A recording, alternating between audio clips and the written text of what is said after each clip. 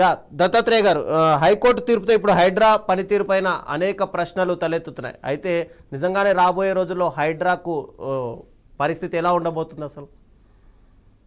Good evening అండి. మీకు 9+ news ప్రేక్షకులకు యజమానానికి.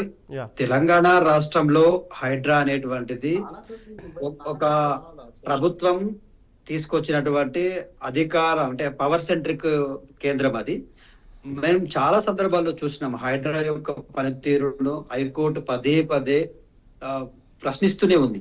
మీరు పేద ప్రజలకు అవకాశం ఇవ్వాలి, నోటీసులు ఇవ్వాలి, నోటీసులు తీసుకున్న తర్వాత వాళ్ళు హైకోర్టునో, సుప్రీం కోర్టునో, లేకపోతే జిల్లా కోర్టునో అప్రోచ్ అయ్యేటువంటి అవకాశం ఇవ్వాలని చెప్పినా కూడా హైడ్రా ఒక రియల్ ఎస్టేట్ భూ కబ్జా వ్యవహారాల శైలిలాగా చేయడం, ఎక్కడికి పడితే అక్కడ వెళ్ళి కూల్చివేతలు చేయడం, అంటే కోర్టు పరిధిలో ఉన్నటువంటి అంశాలను కూడా, కోర్టు కేసు నుండి కోర్టు నోటీసులు ఇచ్చి కోర్టు హోల్డ్ లో పెట్టినటువంటి అంశాలపైన కూడా హైడ్రా ప్రత్యేకమైనటువంటి చర్యలు తీసుకోవడం వల్ల వాళ్ళకి జరిగింది. కోర్టు ఆదేశాల ఉల్లంఘన, ఎస్పెషల్ గా లోతుకుంట వివాదం కేసులో కోర్టు ఆదేశాలు ఉన్నప్పటికీ హైడ్రా అధికారులు జోక్యం చేస్తున్నారు.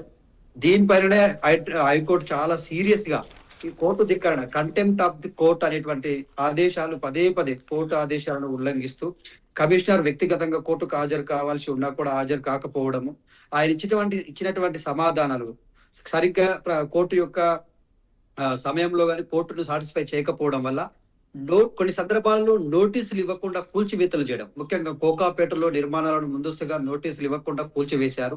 పిటిషన్ పై హైకోర్టు ప్రశ్నించింది, వివాదంలో ఉన్న కోర్టులో ఉన్నటువంటి అంశాలను మీరెట్లా జోక్యం చేసుకుంటారు? కోర్టు అంటే మీకు లెక్క లేదా? కోర్టు అంటే మీకు గౌరవం లేదా? కోర్టు వివాదాల్లో ఉన్న అంశాలన్నీ మీరెట్లా చేతుల్లోకి మీరు తీసుకుంటారు? మీరు పవర్ సెంట్రిక్ గా, లేకపోతే మీరే న్యాయస్థానం అనుకుంటున్నారా అని చెప్పేసి పదే పదే కోర్టు చురకలు వేసినా, లేకపోతే ముట్టికాయలు వేసినా కూడా మన హైడ్రా కమిషనర్ తీరులో మార్పు రాలేదు. ముఖ్యంగా బహదూర్పుర బహదూర్గూడలో ఉన్నటువంటి రైతులు పట్టా భూముల్లో డైరెక్ట్ గా హైడ్రా జోక్యం చేసుకుని అక్టిఫై చేసుకునేటువంటి ప్రయత్నం చేస్తా ఉందని చెప్పేసి రైతులు ఆరోపించడంతో హైడ్రా చాలా సీరియస్ గా రెవెన్యూ అధికారులను బలవంతంగా చర్యలు తీసుకోకుండా అడ్డుకుంది అని చెప్పి హైడ్రా ఇన్వాల్వ్మెంట్ పెరుగుతుంది. దాదాపుగా ఈ వ్యవహారాలన్నీ కూడా హైడ్రా కమిషనర్ చుట్టూ చేరుకున్నాయి. ఇవాళ హైడ్రా కమిషనర్ పదవికే గండం వాటిల్లింది. హైకోర్టు చాలా స్పష్టంగా చెప్పింది, ఇమీడియట్ గా రంగనాథన్ గారిని ఆ పదవిలో నుంచి తొలగించండి అని తెలంగాణ ప్రభుత్వంలో అధికారి అయినటువంటి సెక్రటరీ గారికి సీరియస్ గా, చీఫ్ సెక్రటరీ గారికి చెప్పడం జరిగింది. మీరు ఆయన తొలగించి మిగతా సమర్థవంతమైనటువంటి నాయకుడిని పెట్టండి అంటున్నారు అంటే ఖచ్చితంగా ఇప్పుడు ఇవాళ హైడ్రా యొక్క పనితనం పైన కూడా, హైడ్రా యొక్క భవిష్యత్తు పైన నీలి నీడలు కమ్ముకున్నాయి. హైడ్రా ఉంటుందా ఉండదా, ఒకవేళ ఉంటే ఎట్లా పనిచేస్తుంది, ఇప్పటి వరకు చేసినటువంటి వాటిలో ఎన్ని కోర్టు కేసుల అంశాలు ఉన్నాయి, ఎందుకు మరి హైడ్రా ఆ కోర్టు యొక్క అంశాల్లో ఉన్నటువంటి అంశాల్లో కూడా ఎందుకు హైడ్రానే ఇన్వాల్వ్ అవుతుంది? హైడ్రానే కోర్టు అనుకుంటుందా? మరి కోర్టు హక్కులన్నింటి కూడా హైడ్రా నెరవేరుస్తుందా? కోర్టు పరిధిలో ఉన్న అంశాల్లో వీళ్ళ జోక్యం ఏంటి అనేటువంటిది కూడా క్వశ్చన్ మార్క్ మారింది. సో మేము చెప్తూనే ఉన్నాం, ఫ్రమ్ ద బిగినింగ్ నుంచి బీఆర్ఎస్ పార్టీగా పదే పదే చెప్తా ఉన్నాం, హైడ్రా ముఖ్యంగా మూసి పరివాహక ప్రాంతంలో ఉన్నటువంటి 16,000 పైచిలకు పేద ప్రజల ఇళ్లను కూల్చివేయాలనే లక్ష్యం పెట్టుకుంది. అసలు ఏ ప్రాతిపదికన కూలుస్తారు, ఎందుకు కూలుస్తా ఉన్నారు, వాళ్ళకు నోటీసులు ఇచ్చి కోర్టుకు వెళ్ళి ఒక ఇల్లు కూల్చడము అంటే కేవలం ఇల్లే కాదండి, దాంట్లో చాలా మందికి జీవించే హక్కు ఉంటది. ఆ జీవించే హక్కుని హరించడం, వృద్ధులు, వికలాంగులు ఉంటారు, మహిళలు ఉంటారు, చిన్న పిల్లలు ఉంటారు, పేషెంట్లు ఉంటారు. సో వీళ్ళందరి హక్కులని కాలరాస్తూ హైడ్రా ఒంటెద్దు పోకడలు పోతా ఉంది. ప్రభుత్వం హైడ్రా తోటి రియల్ ఎస్టేట్ వ్యాపారం చేస్తా ఉంది, భూములు ప్రభుత్వం ఆధీనంలోకి తీసుకుంటా ఉంది. కానీ ఆ భూములు మళ్ళీ ఎవరి చేతుల్లోకి వెళ్తా ఉంది? హైడ్రా రియల్ ఎస్టేట్ వ్యాపారుల ఏజెంట్ గా మారింది. కొంతమంది భూ యజమానులను కూర్చోబెట్టి చర్చలు జరిపి మధ్యవర్తిత్వం చేసి వాళ్ళతోటి భూ లావాదేవీలు చేస్తుందనే ఆరోపణలు కూడా వచ్చినాయి.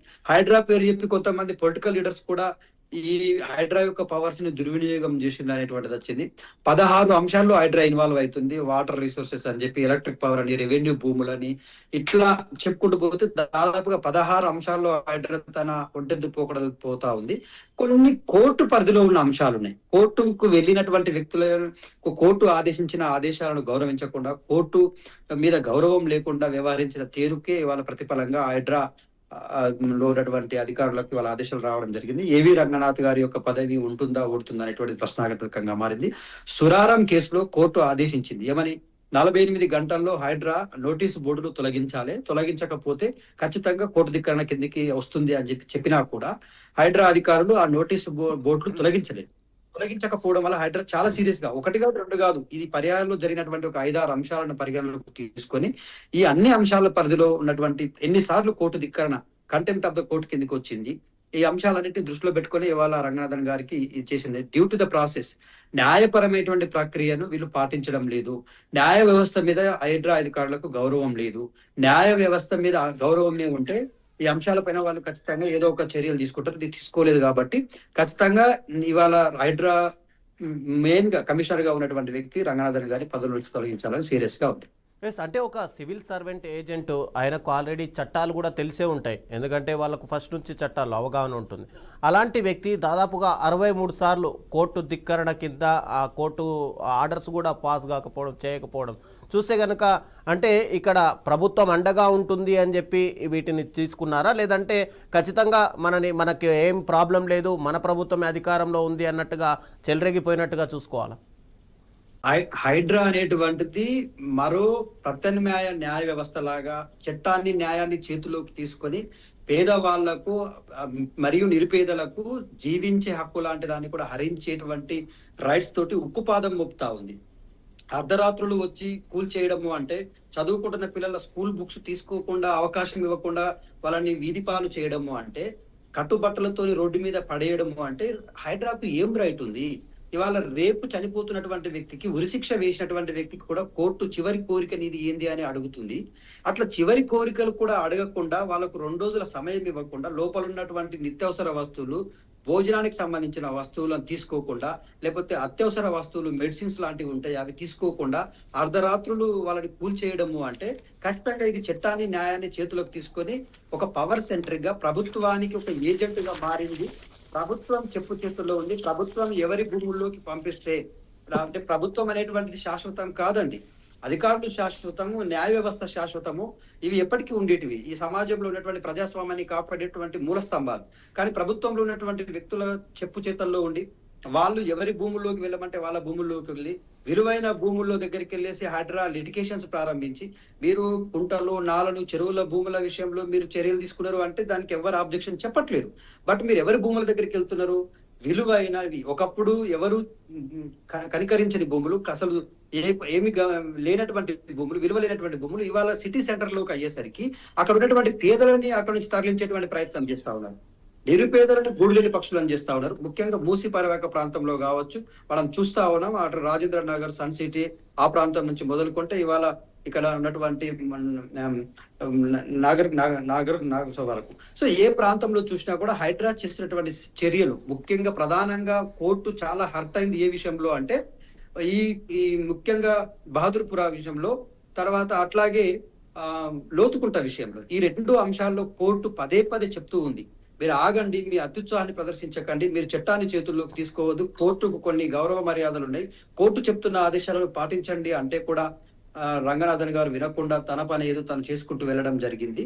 సో అక్కడ ముఖ్యంగా ఇక్కడ బహదూర్పురా గూడలకు సంబంధించినటువంటి రైతుల భూముల విషయంలో కూడా కోర్టు చాలా సీరియస్ గా చెప్పింది, మీరు చాలా 40 ఎకరాల భూ వివాదం కేసులు మీరెందుకు అంత అత్యుత్సాహాన్ని ప్రదర్శిస్తా ఉన్నారు? ప్రభుత్వం ఎట్లా ఆదేశిస్తే అట్లా చేయడానికి మీరెవరు?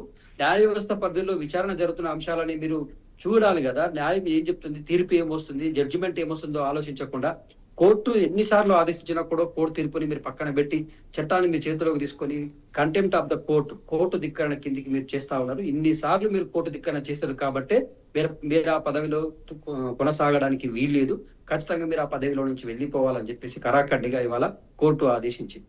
ఎస్, అంటే ఇప్పుడు కోర్టు కూడా మరో కీలక వ్యాఖ్యలు చేసింది. ఇక్కడ ఐపీఎస్ స్థాయి అధికారి కాకుండా ఐఏఎస్ స్థాయి అధికారిని పెట్టండి అని చెప్పి, వాళ్ళకి చట్టం తెలుస్తుందని. అయితే ఇక్కడ ప్రభుత్వం కనుసన్నల్లోనే హైడ్రా అనేది పనిచేస్తుంది.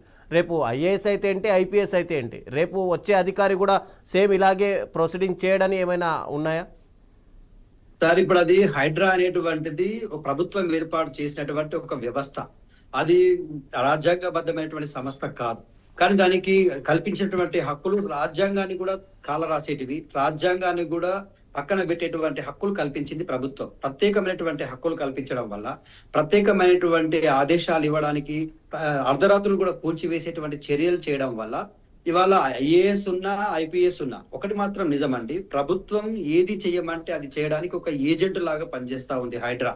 హైడ్రా మనం చాలా చూసాం ఇంతకుముందు గతంలో చాలా మంది అధికారులు మా జిహెచ్ఎంసీ పరిధిలో ఉన్నటువంటి అధికారులు కావచ్చు, లేకపోతే విజిలెన్స్ అధికారులు కావచ్చు, వాళ్ళ ఆదేశాలు వెళ్ళడం, కోర్టు పరిధిలో ఉంటే కోర్టు దృష్టికి తీసుకెళ్లడం, కోర్టు ఏదైనా జోక్యం చేసుకొని సమయం ఇవ్వమంటే సమయం ఇవ్వడం, ఇట్లాంటివి మనం చూసినాం. కానీ హైడ్రా కోర్టు జోక్యం చేసుకొని సమయం ఇవ్వండి, వాళ్ళ న్యాయపరమైనటువంటి హక్కులను డిమాండ్ చేసుకునే అవకాశం ఇవ్వండి, వాళ్ళని నిరూపించుకునేటువంటి అవకాశం ఇవ్వండి, వాళ్ళది భూమి అని ఆ సంబంధించినటువంటి డాక్యుమెంట్స్ సమకూర్చడానికి సమయం ఇవ్వండి అంటే, ఇవన్నిటికీ వేటికి సమయం ఇవ్వకుండా కట్టుకున్నటువంటి అంతస్తులు కానీ, బిల్డింగులు కానీ, నివసిస్తున్నటువంటి నివాసాలను కానీ అర్ధరాత్రులు, మిట్ట మధ్యాహ్నాలు ఎప్పుడు పడితే అప్పుడు హైడ్రా వెళ్ళి కూల్చివేయడం అనేటువంటిది నిజంగా చెప్పాలంటే జీవించే హక్కుని హరించడం, 100% జీవించే హక్కును హరించడం. కాబట్టి ఇవాళ వృద్ధులు, వికలాంగులు ఉంటారండి, పేషెంట్లు ఉంటారు.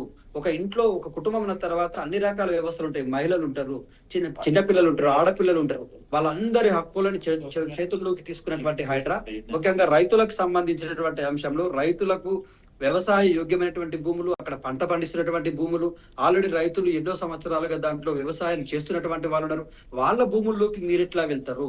పోనీ అట్లీస్ట్ అవి మీకు ప్రభుత్వము కబ్జా చేసిండ్రే అనుకుంటే వాటికి సంబంధించిన ప్రూఫ్ నిరూపించుకోవడానికి, రెవెన్యూకి సంబంధించినటువంటి దస్తావేజులు ప్రూవ్ చేయడానికి, డాక్యుమెంట్స్ ప్రొవైడ్ చేయడానికి కొంత సమయం ఇవ్వాలి కదా. Why you are not giving a little bit of time to approach the high court? మీరు ఒక హైకోర్టును అప్రోచ్ అవ్వడానికి సమయం ఇవ్వరు. అట్లీస్ట్ హైకోర్టును అప్రోచ్ అయినటువంటి కేసుల్లో హైకోర్టు ఆదేశాలు ఏమిస్తుందో అనేటువంటి విషయంలో కూడా వెయిట్ చేయరు. సో మీరే చట్టాన్ని చేతిలోకి తీసుకొని యథాచ్ఛగా మీకు ఏది నచ్చితే అది చేయడం ఎవరి ప్రయోజనాల కోసం చేస్తా ఉన్నారు? సో ప్రభుత్వానికి మేము ఒకటి చాలా సీరియస్ గా చెప్తా ఉన్నాం. ప్రభుత్వం ఖచ్చితంగా ఐపీఎస్ అధికారి అయినటువంటి ఏవి రంగనాథన్ గారిని తక్షణం ఆ పదవుల నుంచి తొలగించాలా. ఆయన ఒంటెద్ది పోకడలు, మూర్ఖంగా ప్రవర్తిస్తున్నటువంటి తీరు, ఇంకా పోలీస్ అధికారి అంటే చట్టాన్ని చేతిలోకి తీసుకుని నేను ఏది చేస్తే అదే న్యాయం అనేటువంటి విధంగా వ్యవహరిస్తున్న తీరుకు ఇవాళ హైకోర్టు చాలా హర్ట్ అయింది. ఇవాళ బాధపడుతూ చెప్పింది ఆ విషయం. మీరు ఎన్నిసార్లు నేను ఆదేశించినా కూడా నా ఆదేశాలను బేఖతార చేస్తా ఉన్నారు, అసలు కేర్ చేయట్లేదు. You are neglecting, you are not at all concern with the high court orders.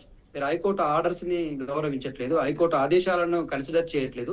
కాబట్టి you are not a right to stay in that post. మీరు ఆ పోస్ట్ లో ఉండడానికి వీల్లేదు. ఖచ్చితంగా బేషరతుగా ఆ పోస్ట్ నుంచి తొలగించాల్సిందిగా ప్రభుత్వ పెద్దలైనటువంటి, ప్రభుత్వాధినేత అయినటువంటి ప్రభుత్వ చీఫ్ సెక్రటరీ గారికి ఆదేశాలు ఇవ్వడం జరిగింది. సో చూద్దాం, అందులో ఐఏఎస్ నియమిస్తారా, ఐపీఎస్ నియమిస్తారా, హైడ్రానే పూర్తి స్థాయిలో ఉండకూడదని ప్రజలు కోరుకుంటున్నారు. హైడ్రా వల్ల చాలా మంది గూడు కోల్పోయినటువంటి వాళ్ళు విలపిస్తా ఉన్నారు. చాలా మంది మనం చూసినాం హైడ్రా ఎట్లాంటి చర్యలు చేసిందో, అసలు తీసుకున్నటువంటి భూములు ఎంత, ప్రభుత్వానికి హ్యాండ్ ఓవర్ చేసిన భూములు ఎన్ని, ఆ భూముల్లో ఎవరెవరి వాటాలు ఎంతున్నాయి, మరి పెద్దవాళ్లకు అత్యంత ఎక్కువగా న్యాయాన్ని అప్రోచ్ అయ్యి న్యాయ వ్యవస్థ దగ్గరికి వెళ్ళేటువంటి సమయం చాలా మందికి ఇచ్చిండ్రు. ఇవాళ స్వయాన ముఖ్యమంత్రి గారి అన్నగారి భూముల విషయంలో, ఆయన ఇంటి విషయంలో, ప్లస్ కొంతమంది మంత్రుల ఇండ్ల విషయంలో అవి కూడా ఎఫ్టిఎల్ పరిధిలో, బఫర్ జోన్ పరిధిలో ఉంటే అటువైపు హైడ్రా వెళ్ళట్లేదు. వాళ్ళకు నోటీసులు ఇచ్చి వాళ్ళు కోర్టుకు అప్రోచ్ అయ్యి కోర్టు నుంచి ఆర్డర్స్ తెచ్చుకొని కూల్చివేతలని అడ్డుకోవడానికి సమయం ఇస్తా ఉన్నారు. మరి పేదవాళ్ళకి ఎందుకు ఇవ్వట్లేదు? వ్యవసాయం చేసుకుంటున్నటువంటి రైతులకు ఎందుకు ఇవ్వట్లేదు? అపార్ట్మెంట్ లో నివసిస్తున్నటువంటి కుటుంబాలన్నింటినీ హుటాహుటిన ఖాళీ చేయమని ఆదేశాలు మీరెట్లు ఇస్తారు? వాళ్ళకు కొంత సమయం ఇవ్వాలి కదా. పునరావాస చట్టం ప్రకారం వాళ్ళకు కొన్ని ఏర్పాటు చేయాలి కదా. వాళ్ళని ఎక్కడికి పంపిస్తారు? అర్ధరాత్రులు బిల్డింగులు కూల్చేసి వాళ్ళు ఎక్కడ బ్రతకాలా?